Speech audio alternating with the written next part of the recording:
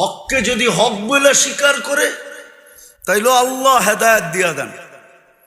এই জন্য আসিয়া যখন মুসা আলাইহিস সালামকে উঠায়া আইনা নিজের কোলে বসায়া ফেরাউনের কোলে দিতে চাইছিল, আর বলছিল আসা আইয়ান ফানা ও নাত্তাখিদাহু ওয়ালাদা, আমাদেরকে উপকার করবে, কেননা তুই তো আজ পর্যন্ত একটা বাচ্চা আমার কোলে দিতে পারস না, তুই তো পুরুষই না।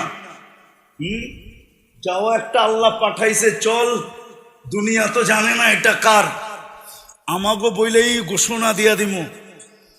তো ফেরাউনের কোলে যখন দিতেছিল আর বলতেছিল আসা আইয়ান ফানা ও নাত্তাখিদাহু ওয়ালাদা, আমাদেরকে উপকার দিবে, আমরা সন্তান বানায় নিব। তো ফেরাউন জট কইরা বইলা ফেলছে লাকি লাইসাদি, তোর হইলে হইতে পারে উপকার, আমার হবে না। আল্লাহর রসুল বলছিল লাউ আকাররা লাহাদাহুল্লাহ, যদি ও ওই মুহূর্তে ইকরার করতো, স্বীকারোক্তি দিত, আল্লাহ ওকেও হেদায়েত দিত।